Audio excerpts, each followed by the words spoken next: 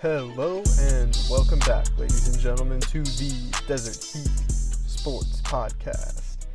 This week, I'll be talking about a few things. It's going to be sort of like a capitalism episode, you might say. I'm going to talk about the NCAA story, the difference between how players see leaving in free agency versus being traded. I'm going to talk about some combine stuff. Just basic money-making points. But I'm going to start off with the NCAA story. Now, I talked about the NCAA breaking news last week, and, well, it was hyped up to be breaking news, but I don't know that big breaking story is really what we got. From what we've seen so far, I mean, it's been a real joke and a huge waste of time by the FBI. Why is the FBI investigating college kids making money for their skills they have? I don't know the answer to that, and I'd really like to know, because they should be searching for school shooters and murderers and things of the like, not trying to nab guys getting paid who don't have that much money in college. I don't think that's a real good use of time or tax dollars.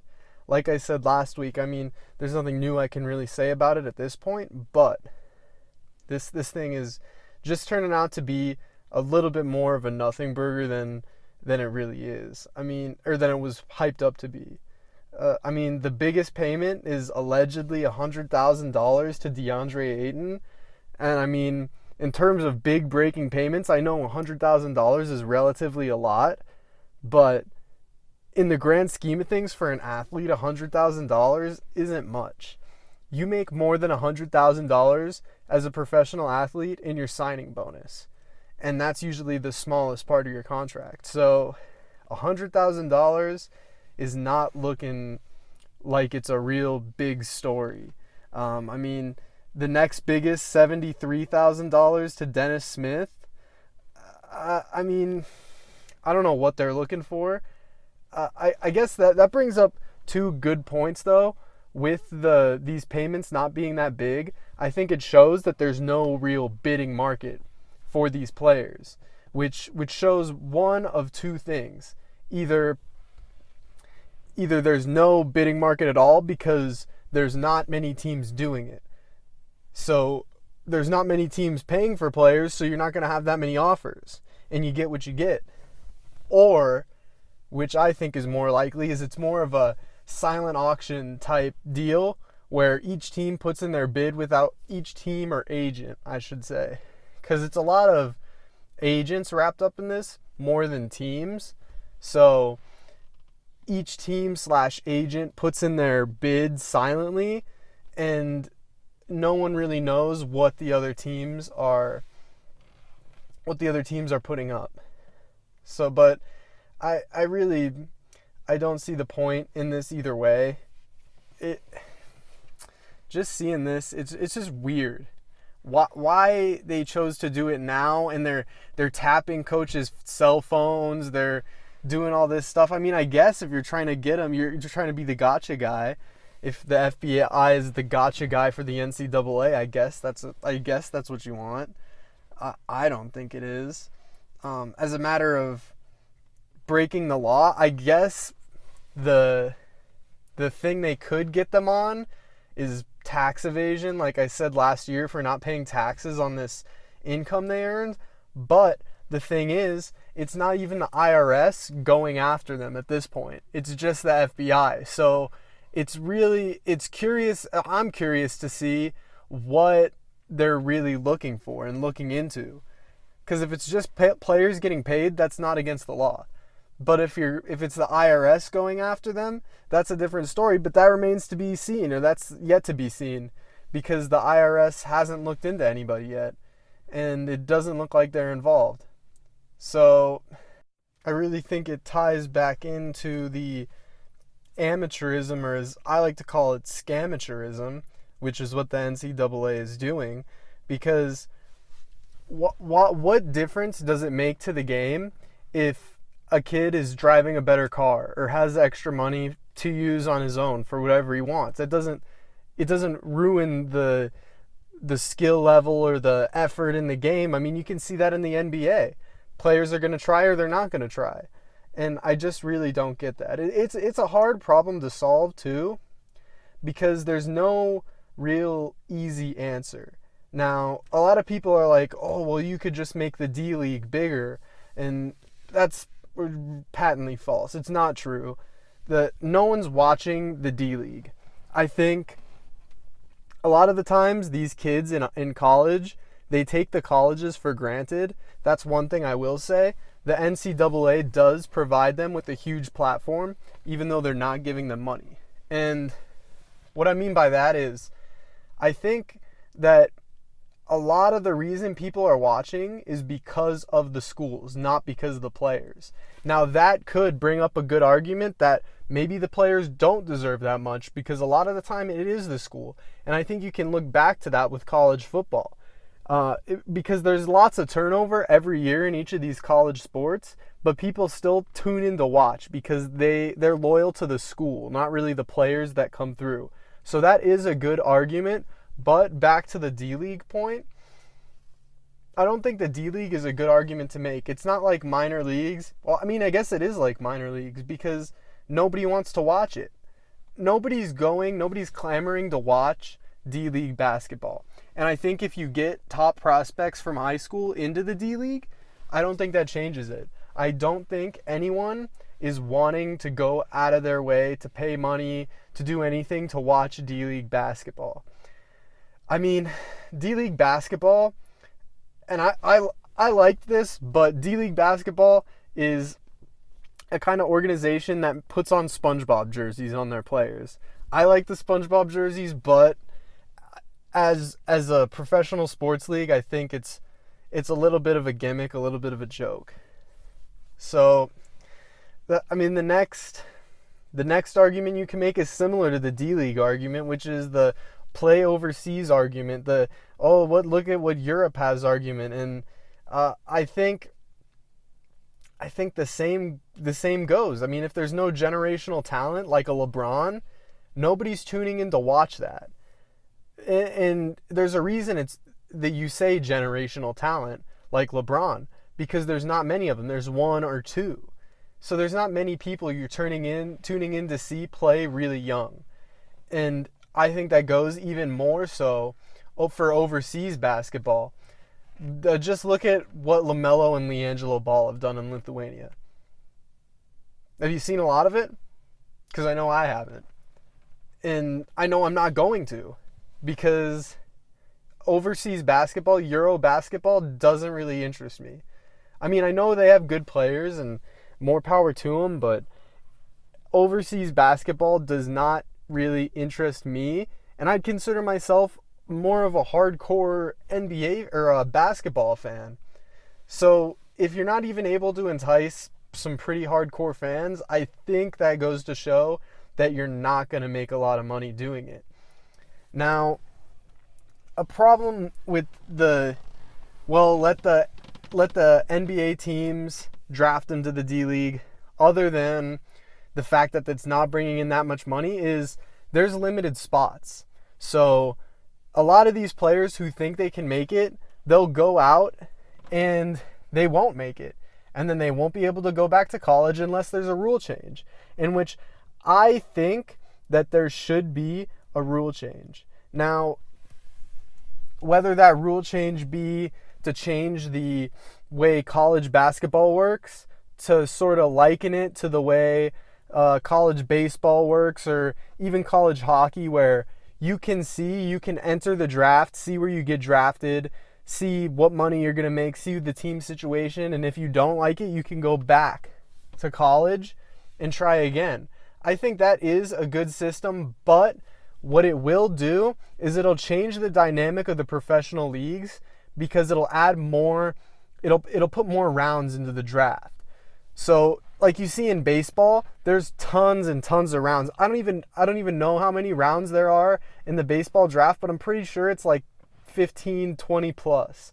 Now, that is because they have to draft for all three levels, all four levels of baseball, single A, double A, triple A, and majors. But it also has to do with the fact that they can draft a guy and he won't even end up playing for them. So that's another component you have to think of, because the money would end up being spread more thinly in some cases. Now, I think college football has a problem with this too, because the NFL, I should say, the NFL has a problem with this too, because the NFL has no minor league system, meaning they have nowhere. They basically use the NCAA as their minor league system, which I don't think is right, because a lot of these guys are risking a life and limb out there, and they're not making a dime to their name. Now, granted, maybe some of the guys don't deserve to be getting paid, and that's a fair statement to make. I mean, not every player in college is making it to the NFL. In fact, it's a really small percentage. And I don't think it's fair to dish out equal payments to all players, which is similar to what they do now with the stipends that players get monthly. But I think there's players who have a higher worth than others, and the only way to really set that market is to let these college players, now I'm talking about football, I kind of jumped over, but in college football, let them go out after 1 or 2 years, let them go out whenever. Now, I will say that in football, it is very different than in the NBA. You cannot go straight from high school to the NFL. There's no way you can adjust. You will get seriously hurt if you do that. The guys are so much faster, stronger, smarter. It's really a different game.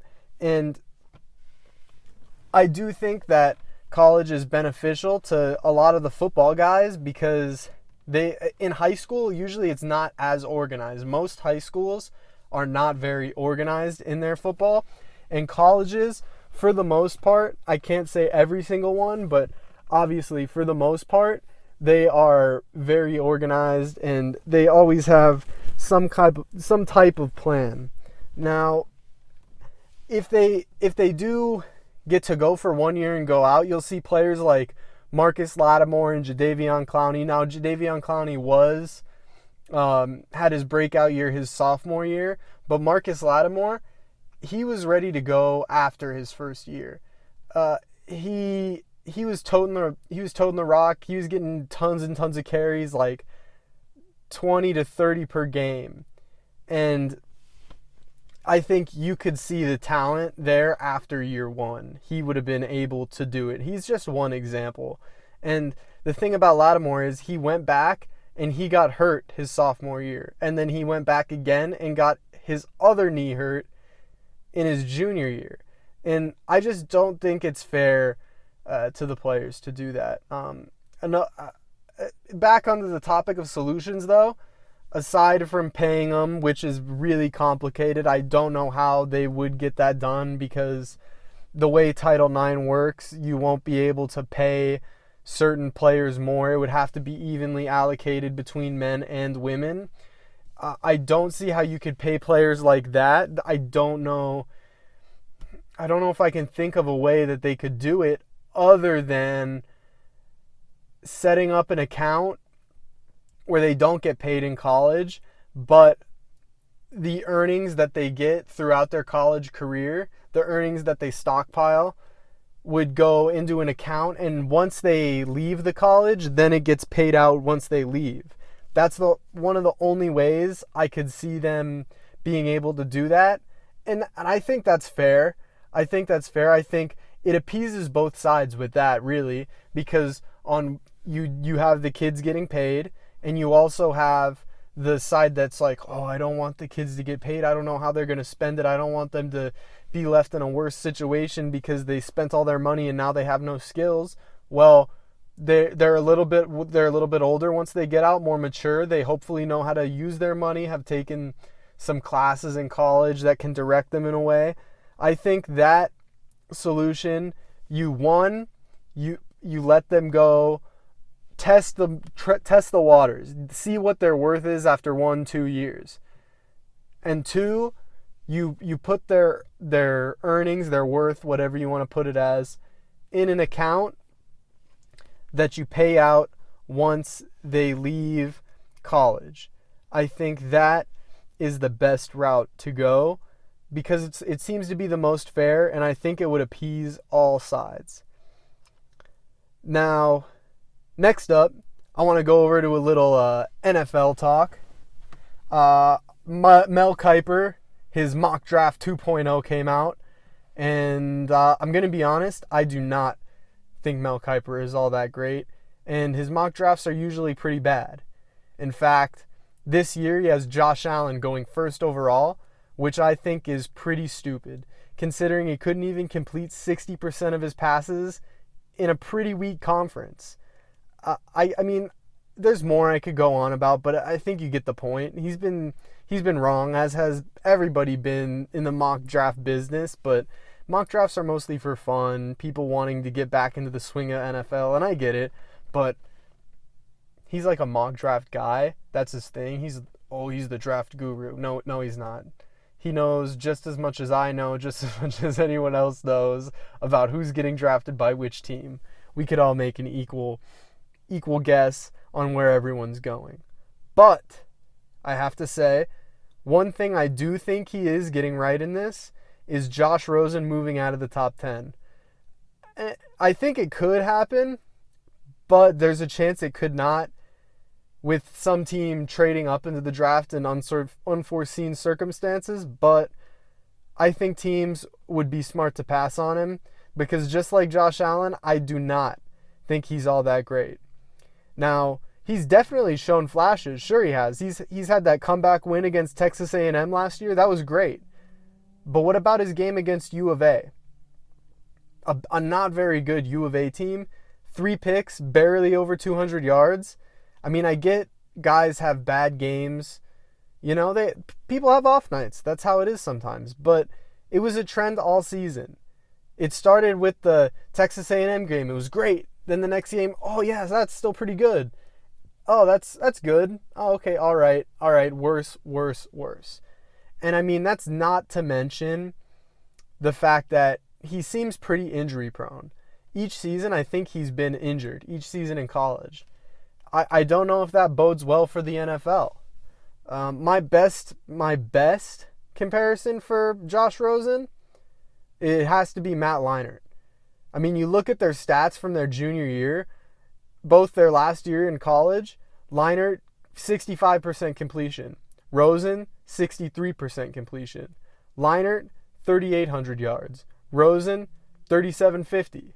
Leinart, 28 TDs, 8 picks. Rosen, 26 TDs, 10 picks. Now, this is in the same Pac-12 conference, and I know that Rosen, his team isn't as good, but if you're this great top 10 talent at quarterback, you should be expected to put up better stats than that. And I hold that same standard to Josh Allen. I don't care if he's 6'5", if he's this, if he's that, if he's got the stature, if he can throw the ball into the third deck. I don't care. You know who else could throw the ball into the third deck? Jamarcus Russell. You know what people called Jamarcus Russell? They called Jamarcus Russell the left tackle quarterback. I don't know if you want to be basing your projections of kids off their stature and their arm strength. I think Baker Mayfield is a lot better prospect now. He was in the Big 12. I give you that, which is sort of been, you know, an outlier conference for quarterbacks, whether it be RG3, whether it be Sam Bradford at Oklahoma. You can name the list of guys, but Baker Mayfield, he's shown the accuracy, he's shown the arm strength, he's shown the determination, he's shown the leadership. I think he's a much better prospect than Rosen. I really don't think that there is. Sam Darnold could be a better prospect, but I think Baker Mayfield definitely competes as a top prospect. And I think if he goes to the right team, he will really, really, really make some good moves. Now, next I want to talk about something that really, really bugs me. Why in the hell does KD think he's the NBA's tough guy? What made him think that? Did he get hit on the head? Was there a play I missed where he got hit in the head and now he's got that syndrome where now he thinks he's someone else? Because I have no other explanation for it. Ever since he joined Golden State, he acts like the big bully on the block. Even though I could guarantee most guys in the NBA would whoop him up and down the court. He is soft. KD is soft. He's a fake tough guy who acts hard when his guys are around him. He's got Draymond to kick dudes in the nuts, Zaza to take people's knees out, take people's ankles out. Then he's tough. He's tough then. But when he's not around them, I don't know what I see. When he's not on top, what do you see? When KD wasn't on top, like he is with the Golden State Warriors right now, what did you see?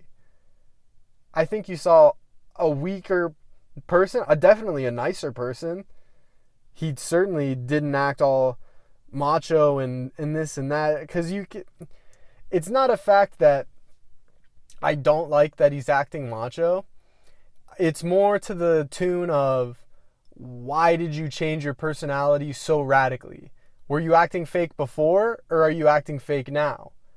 Now I'd venture to believe he's acting fake now, because I don't know any tough guys who create alternate Twitter accounts to talk trash to people on social media. Who does that? Who does that who's comfortable with themselves? A tough guy's comfortable with themselves. I don't think KD is a tough guy. And you know what, another thing I noticed from that Oklahoma City game when KD thought he was going to run up on Carmelo Anthony? Steven Adams, he came over and he was breaking it up. And I don't know if anyone else notices this, but I definitely did. And this isn't a slight to Steven Adams, but Steven Adams' head is so big. Like not big like, obviously he's a 7-footer, his head's big. No, like it's big for a 7-footer. A 7-foot, 270, 80-pound guy, his head is big. He's one of my favorite centers, but man, that is a skull to behold. I think you could say top 10 skull. I mean, how do you rate a skull? Do you just go size? Do you go shape? Do you go how chiseled the skull is? I don't know. I'm no skull connoisseur, but maybe someone is. Maybe someone can let me know how you rate a skull. But I'd put Steven Adams' skull up there. His head is pretty crazy sized head. I don't know. Next I want to get to Black Panther. Now, I know this isn't on the topic of sports, but it just came out and everybody's talking about it. So I'm going to talk about it. Black Panther, it was a pretty good movie. For those of you who don't know, Black Panther is a superhero movie, Marvel movie, based on a fictional African tribe hidden in the African, what seems like a forest in Africa, even though I don't know if there's really any forests in Africa. I've never been there, couldn't tell you. But the movie itself, I'd give it an 8. I'd give it an 8. There were some cheesy jokes. At one point, they were in a lab and the main character, Black Panther, his sister, does a what are those to him. I mean, if it was like 2014, I guess it would be kind of funny, but it's 2018, and that was really, really corny and kind of cringy. Other than that, I think the part with Killmonger, I think that all developed a little too fast. I mean, you had you had good build up with him where you stole the artifact, where he did this stuff, but then it happens in like 5 minutes. He goes and becomes the king of Wakanda after challenging Black Panther. I don't know why it happened that quickly. I mean, they took what seems like a good amount of time to explain a lot of other stuff. And then, which really surprised me, is the CGI in the end of that movie. That was pretty bad. That CGI was in that final fight scene was not very good. And it actually stood out to me as not very good. The rhinos too, the rhinos in the end, they were pretty good. Not the best, not world-breaking movie best. And I don't buy into this. I don't get why the people do this. You're not racist if you don't like Black Panther and you're white. It's okay to not like a movie. I thought the movie was pretty good. I thought it was one of the top superhero movies. Now, I rate the Batman trilogy over that with Christian Bale. I rate the first Iron Man over that. The first two Spider-Mans over that. I rate Deadpool over that. I rate Winter Soldier over that. I might even rate... Oh, no, I'd rate Logan over that. And I'd rate Wolverine over that. Other than that, I might be forgetting some, but other than that, I think it's up there. So it's definitely a top 10 superhero movie. It's not a top 10 all-time movie, not even close. They wanted to compare it to The Godfather. Please, give me a break. It was a good superhero movie, but it's not life-changing. Go see it for sure, because most people will enjoy it. There's really cool action scenes. There's a pretty good story in the end. Oh, well, I won't ruin the ending, actually. I won't ruin the ending. Just go see it. Go see it. Tell me what you think. Now, next, I want to get into this crazy story with Jonathan Martin. Has anybody seen something this weird out of a professional athlete? I don't know that I have in my lifetime. I'm trying to think off the top of my head. I cannot think of anything this insane happening from a professional athlete. Now, for those of you who don't know, last week, it was on Friday, and which was about like a week or so after the school shooting in Florida. Jonathan Martin posts on Instagram a picture of a shotgun with a bunch of shells and tags like Richie Incognito, Mike Pouncey, and one other guy, and then puts a hashtag for his high school saying something about when you're bullied, this is the only thing you have to, or this is the only thing you can do, or something like that. And I'm just thankful and surprised that the sheriff's department in California was able to do something about it, unlike those idiots in Florida. It gets worse and worse for these people. This sheriff's department in Florida, good God. I mean, they ignored 39 tips, including a tip from the shooter himself. But that's beside the point, not the point. The point is, good job on the California Sheriff's Department for taking him in and not letting him go out and do something which would hurt a bunch of other people. I applaud them for that. That was a good job. Jonathan Martin, I do not know what you're doing. I hope you get help, and I hope you do not hurt anyone else or yourself. Now, this story, I know you've all been waiting for this story. The sequel, the comeback. I don't know if it'd be a comeback, really. But the sequel to my curling story. You know how I was saying I could be a curler last week? Well, you know what? I think this confirms it. I would definitely be a top 10 curler. This Russian curler this week got busted for PEDs. Now, I don't know what you need PEDs for in curling. Maybe you can like sweep into the ice harder, or maybe you can. No, I don't think you want to throw the little rock harder. I don't know if you want to throw that really hard. I don't know what you could use it for. But, oh, by the way, this Russian curler, his wife is also a curler, a very good-looking curler. And if she wants to become a real curling legend, she will come hit me up, and we can find some arrangement, and we can become a curling dynasty. And I promise I won't use PEDs like her current husband. I really don't know what you'd need PEDs for in curling. I mean, I would be, right now, I would probably be a top, I'd say, you know what, I'd guarantee it, top 5, maybe even top 3, because I haven't seen a lot of curlers. So I'd say top 5.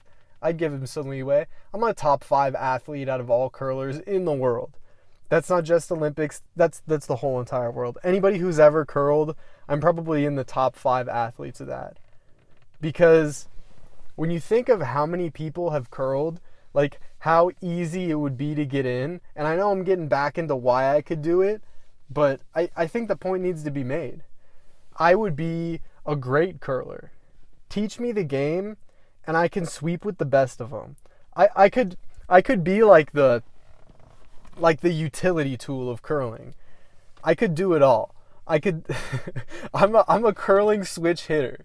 I can go in, I can bat left, I can bat right, I can play first, I can play second. I can do that in curling. I can sweep from the left, I can sweep from the right, I can throw the little rock. You know what? I don't think that's bold making that statement either. I really don't. And if anyone knows a really smart curling mind and wants to send them my way, maybe I'd be interested. Maybe I have something to bring to the curling game. I don't know. We'll find out though. Next, Tiger Woods. He's back. He's doing better. I'm glad to see that. Tiger Woods is always fun to watch golf. I think he finished something like 12th this week.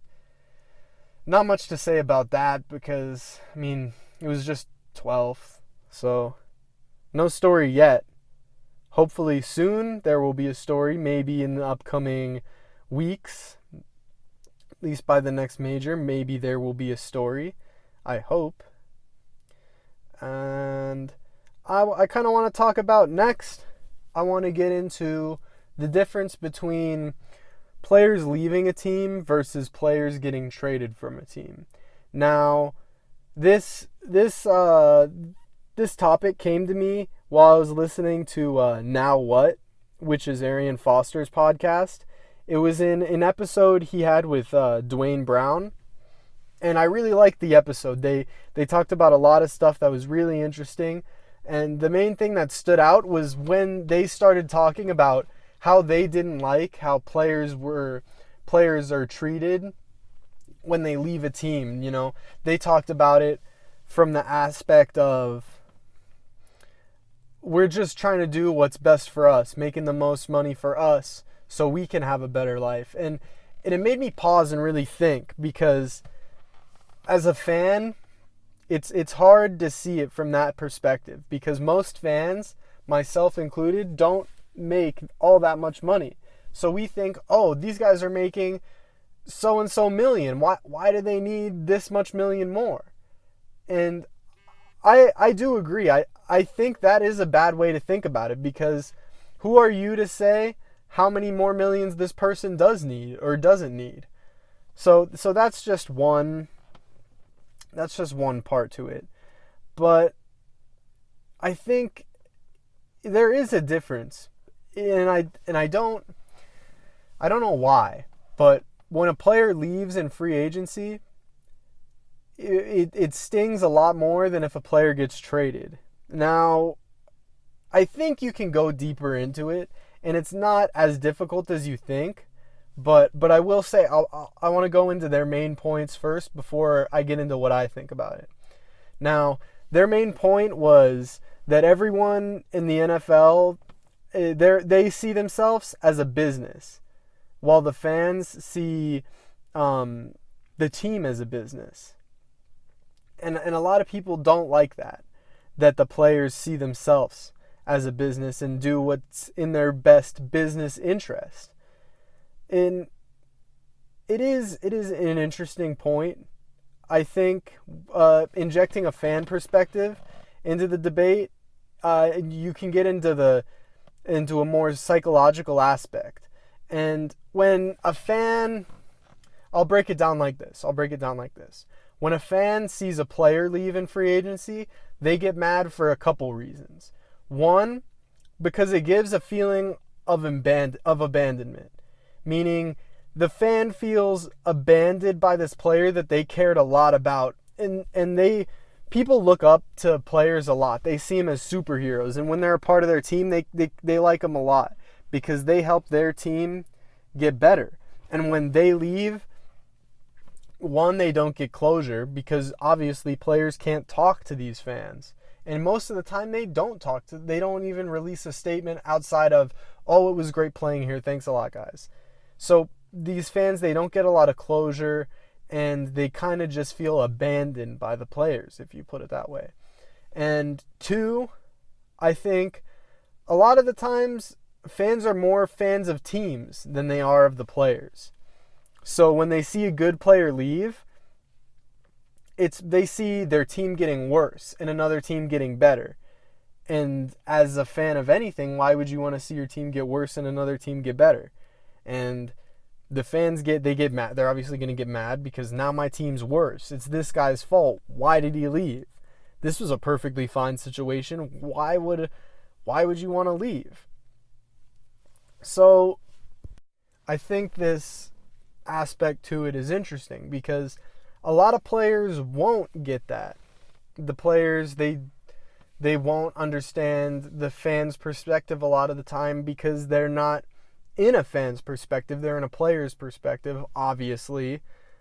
But it's hard for them to change it. Once you see the inside, it's hard to see it from the outside. And now I think to the difference in being traded. So being traded, I think, like I said before, fans are fans of the team, and they have the team's best interest in mind. So if a player is traded, then usually, most of the time, the team is getting something of value in return. So in most situations, the team isn't getting worse. They're usually getting better, either in the short term or in the long term. So,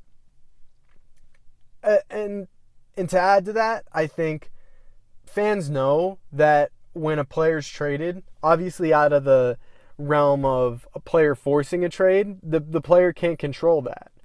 And I think there's one other element that goes into why players don't get mad, or why fans don't get mad at players when they're traded versus when they leave in free agents, or why fans don't get mad at teams when they trade a player versus when a player leaves in free agency.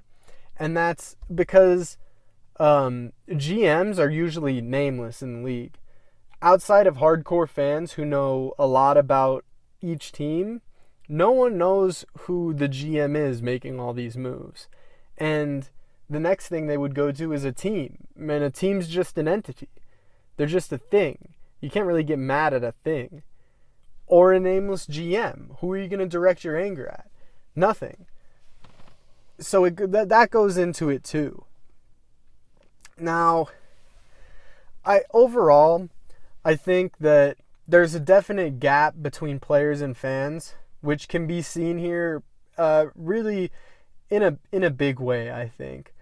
And I don't know if there's a way for this gap to be closed, in all honesty.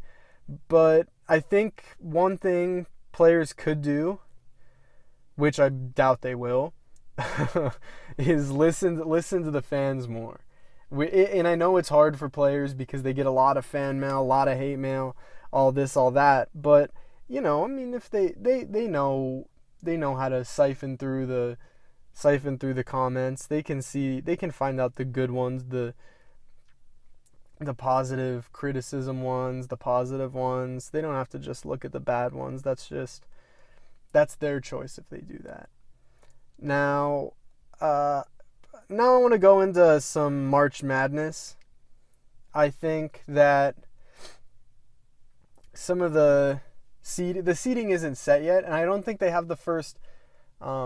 I don't think they do that. I think that's only for college football, where they do the committee guessing game. But I think as of now, ASU is not looking good. They just lost 2 straight, so hopefully we can finish out strong and get a good seed. I think we can only finish as good as 8 now in the Pac-12 tournament, which I don't think it really matters, because I think U of A is on a downtrend. Oregon is a team to watch out for in the tournament. They were looking good this weekend, swept the Arizona teams. But Arizona without Ayton, without Sean Miller, even though I don't think Sean Miller's all that great of a coach, I think it does affect the team. So they're a little bit weaker. I don't know. We can see what goes into that. But if ASU gets an 8 or a 9 seed, they would be, if they win their first game, going against U of A in the second round, which I think would make for a pretty cool matchup. And that's in the Pac-12 tournament, not in the overall March Madness tournament. And if ASU does well in the Pac-12 tournament, their overall March Madness seeding will go a lot higher, I think. Next, I want to talk about stupid bikes with small wheels. Again, this isn't really a football topic or sports topic, but I got to talk about stupid bikes with small wheels, because I was walking, as I don't know if I've explained it before. I'm pretty sure I have. I'm a student at ASU right now, and I have a pretty far walk to class. And on my walk to my first class, I see lots of interesting things. But one thing I've been seeing a lot recently is these bikes. They're like normal-sized bikes, but with really small wheels. I don't know who started this trend or why people are following it, but I think it needs to stop. Because everyone riding those bikes looks like Jigsaw from Saw. It's kind of creepy, and not to mention, they're really inefficient. The small wheels on the bike, there's this bridge connecting one part of ASU to another, and it's a pretty steep bridge. And I saw this kid try to ride his bike up the bridge, and he was pedaling, and he wasn't moving up the bridge. He was pedaling hard. He was going, but he was not getting anywhere. And I thought that was hilarious. But main point being, stop with the bikes with small wheels. Stupid idea. I don't know who came up with it. Next, I want to get into, you know what I want to talk about? I want to talk about Dante Exum. A lot of people aren't talking about Dante Exum, and rightfully so. What has he done? I don't think he's done anything. Nothing, really. He's been hurt most of the time. He got hurt before his rookie season, then he came in at the end of what would be his sophomore season, and honestly did not look all that great. But I'll give it to him in this sense. In his last game, his playoff game last year, he played the last one against Golden State when they got swept. He put up some good numbers. I can't lie. He put up some good numbers against a good team in the playoffs. I think if he can come back with full strength, I think the Utah Jazz will be looking up. I mean, they'll have young, long point guard in Dante Exum, who can shoot, but his shooting stats are not very good because, like I said, he was not playing to his potential. But if he plays the way he played against Golden State in the last playoff game, I think it'll look up. So they'll have a long point guard in Dante Exum. They'll have an explosive shooting guard in Donovan Mitchell. They'll have their center, great young center, Rudy Gobert. Then they just need to figure out, okay, are we going to keep Derek Favors?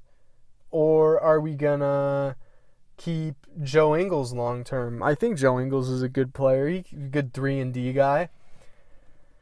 But for their power forward position, I don't really know what they're going to do there yet. Hopefully they figure that out, because I think the Utah Jazz are an interesting up-and-coming young team. I think at the beginning of the season they were looking down for sure, because no one thought they lost Gordon Hayward. No one thought they'd be as good, but Donovan Mitchell sure has brought some rejuvenation back to the Utah Jazz hype. So next, I kind of want to talk about the UFC Orlando fight night. It was a disastrous night, if you were me. Had to see Mike Perry get pieced up by Max Griffin. That was a tragedy. I like Mike Perry a lot. I think he's a funny guy. I think his fighting style is just fun to watch. He goes up there and he bangs. Obviously, that's not a long-term fighting style, because going up there and taking hits like he does, your chin's not going to last long. But I do like his fighting style. I like his personality. I think that a lot of the stuff he does is funny. Like when he tried to pants Max Griffin at the weigh-ins, that was hilarious. Seeing him lose like that was not fun. Mike Perry, he has shown to have trouble with guys who have range and use the range well. Now, his first fight in the UFC, he fought, I think, what's his name? I think it was Dong Hyun Kim or Hyun Gyu Lim. He's 6'3" Asian guy. He was tall. He was a really tall Asian guy. I forget his name. I'm sorry. No racist. Putting that out there now. Don't pin that on me. I just don't remember its name. I'm really messing up now. I just don't remember his name. It's not an Asian thing, I swear. But he fought him and knocked him out. Now, he has really good range, but he can't use his range.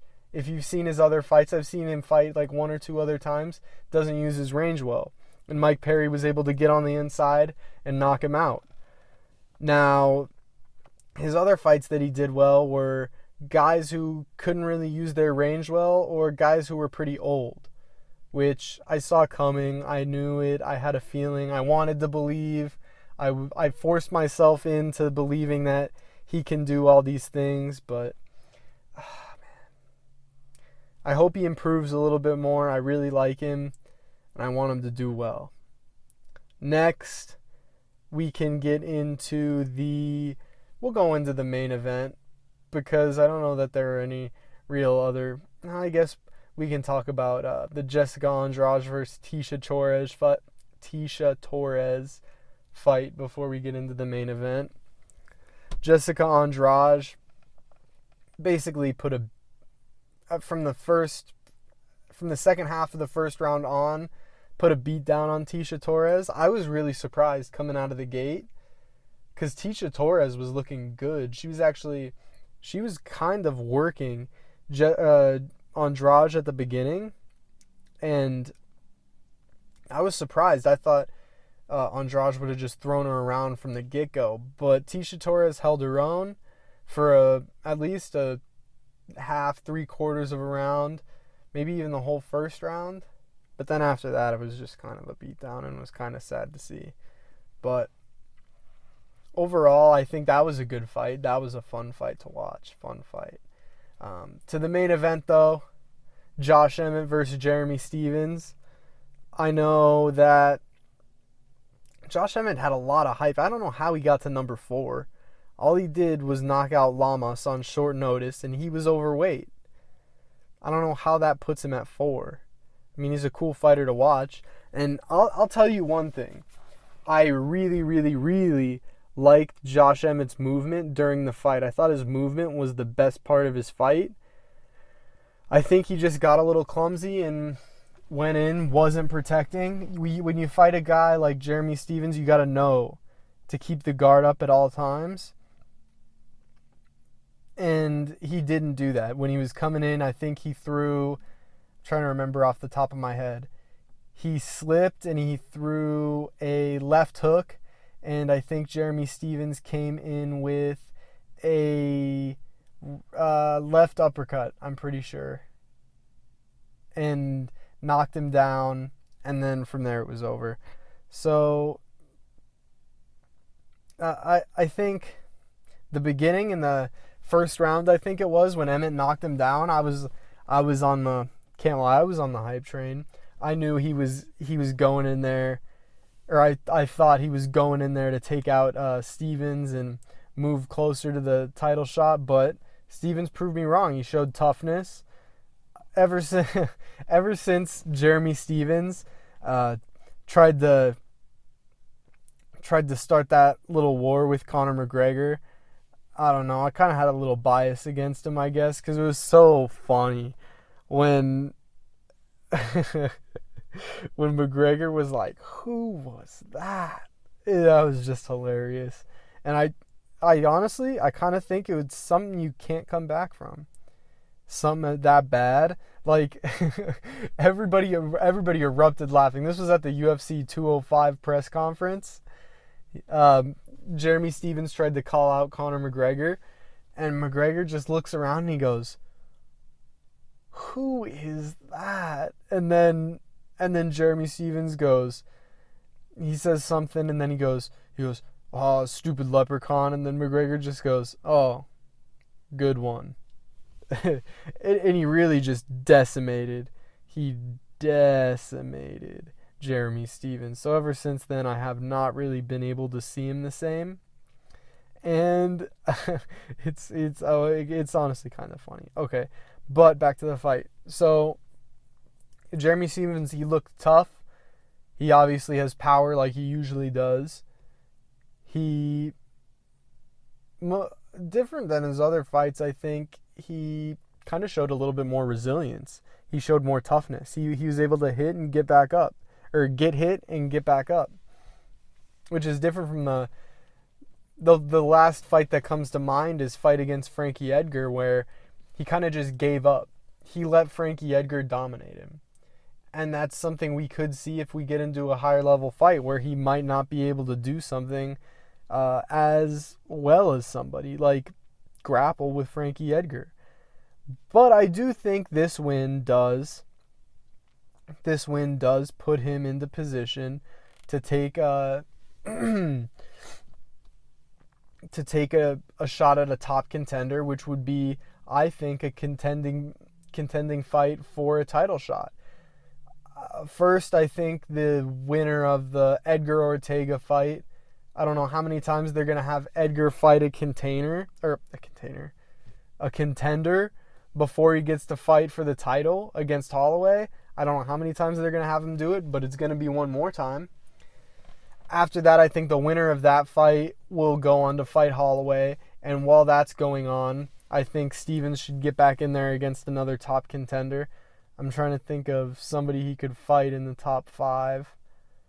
I mean, he just knocked out the number 4 guy, which I don't think he's the legit number 4.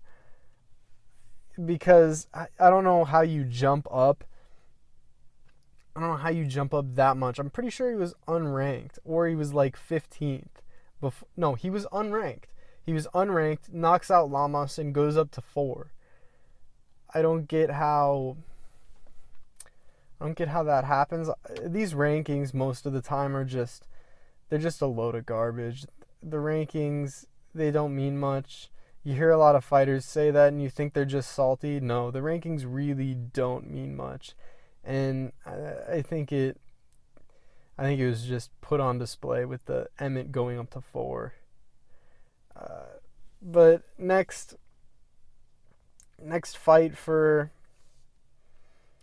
Jeremy Stephens could be against a fight they could do is Jose Aldo if he'll ever come out of hiding.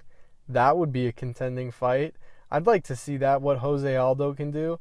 Hopefully, I think his game plan would be probably just use leg kicks and try to take him down, something similar to what Frankie Edgar did. But I think Aldo's chin was broken by McGregor. That 13-second knockout not only exposed, but created a weakness, really, for Aldo, where he was knocked out by Holloway twice now. I think if he faced Jeremy Stephens, there's a good chance that he does get knocked out. And I think really that Jeremy Stephens would stand a good chance. I don't know. I'd like to see it, though. Hopefully there's something good in the books. As for next weekend, though, don't get me started on that fight card. The UFC having people pay $65 for that is a joke. That's not even Fox card quality. That is FS1 Fight Night tier quality. Maybe even Fight Pass quality. That's not something you should spend $65 on. Go to a sports bar that doesn't have a cover charge. Do it. Protest these bad cards. Don't let Cyborg versus Khan distract you. It's not a good fight. Don't pay $65 for it. All right. Lastly, let's get into a little betting. Now, these are games for Wednesday, February 27th. These are games. You got the Brooklyn versus Cleveland. You got Cleveland minus 11. That minus 11.5 actually. I don't know. That's not that great of a bet. You could take Brooklyn to try to get. Yeah, you could take Brooklyn in that. I wouldn't bet the house on it, but you could try it. Charlotte versus Chicago. Charlotte minus 10 versus Chicago. That's weird. Definitely take Chicago plus 10. Philadelphia versus Miami. Pick 'em. Well, there's no real betting odds for that one. Milwaukee minus 4 versus Washington. Okay, take Washington in that game. It's at Milwaukee, but Washington's been playing really, really well since they lost John Wall. Their passing is very, very good. You could see that against Cleveland.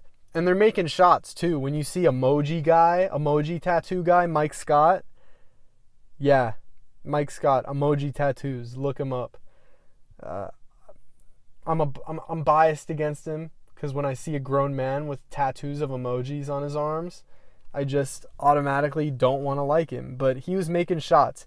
He was honestly kind of carrying the Wizards against the Cavs the other night.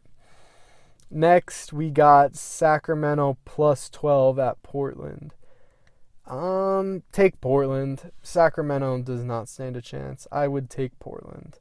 And last, we got Denver minus 4 versus the Clippers.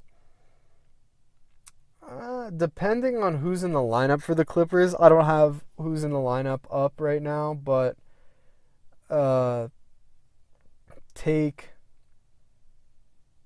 the Clippers. You know what? I'd take the Clippers. Depending on who's in the lineup, if somebody's hurt, I don't know.